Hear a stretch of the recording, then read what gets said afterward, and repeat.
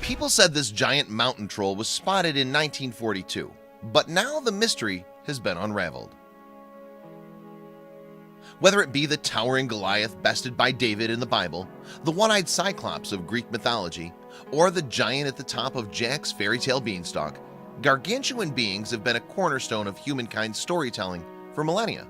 And for as long as the legends have persisted, you can bet some credulous people have hunted for evidence that these outsized creatures really exist.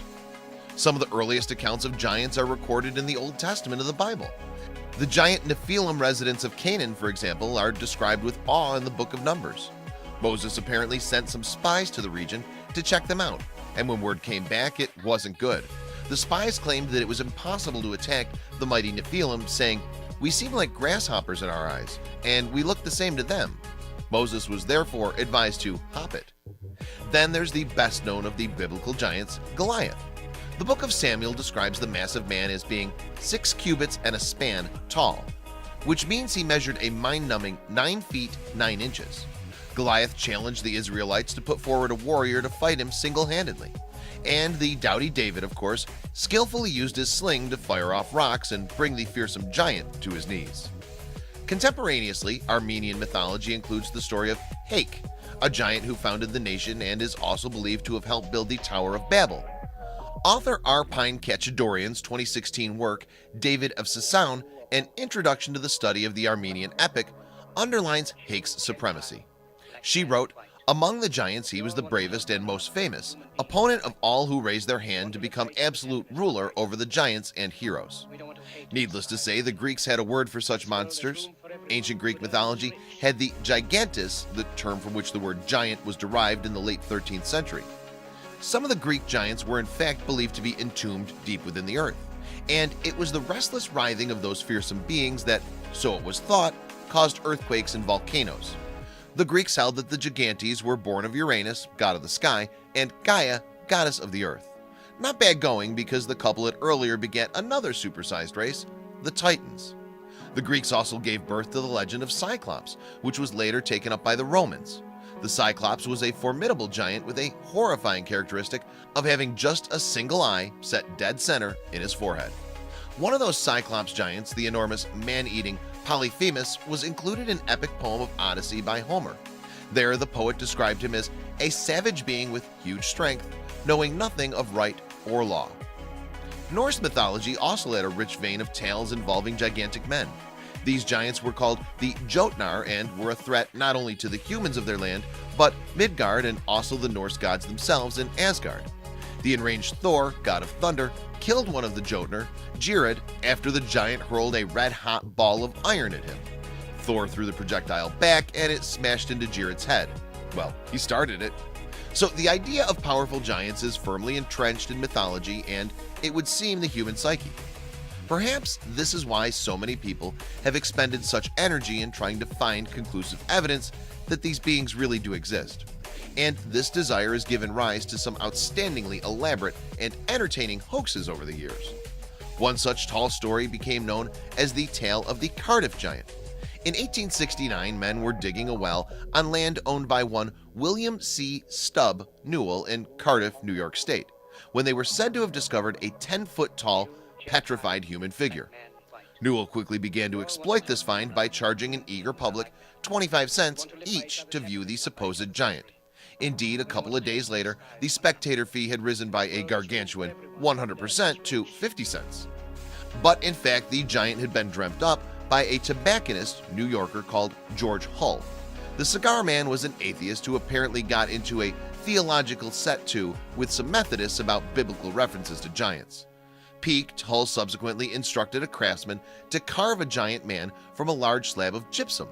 He then planted the statue on Newell's land and waited patiently for a year for its discovery. Newell just happened to be his cousin. The hoax was soon spotted for what it was by academics, though, with one paleontologist from Yale saying it was a most decided humbug. Nevertheless, Hull was paid $23,000 for the giant, by a consortium that exhibited it in Syracuse, New York. Showman P.T. Barnum in fact made a replica that he put on show in New York City. But it was one of the consortium, David Hannum, not Barnum, who first said, "There's a sucker born every minute." He was referring to the people in line to see the Cardiff Giant, and you can still see the original sculpture at the Farmers Museum in Cooperstown, New York. An even earlier discovery, in 1705, cannot exactly be classed as a deliberate hoax. It was more in nature of a firmly held delusion. A Dutch farmer working near a village in Claverack, New York, came across a huge tooth as big as a fist and weighing 5 pounds. Then Edward Hyde, Lord Cornbury, the British governor of New York, paid the lowly farm worker a glass of rum for his mysterious artifact. A bit of an oddball, Cornbury was convinced that he had in his possession a genuine tooth from a biblical giant. Perhaps he was a scholar of the book of Genesis with its reference to giants in the earth before the flood. In any case, a century or more before knowledge of dinosaurs was commonplace, people picked up on Cornbury's idea, and he now began to believe in the existence of a hitherto undiscovered species, the incognitum. This word translates from Latin as unknown. Huge bones were also discovered close to where the tooth was found in Claverack. This in turn gave rise to the idea that the bones must have belonged to giants as tall as 60 or 70 feet. Cotton Mather, the Puritan minister from New England, quickly got in on the act. He claimed that the incognitum find meant America was once home to biblical giants, in comparison of whom Og and Goliath and all the sons of Anak must hardly be so much as pygmies. However, other residents of America at that time thought incognitum ivories looked awfully familiar.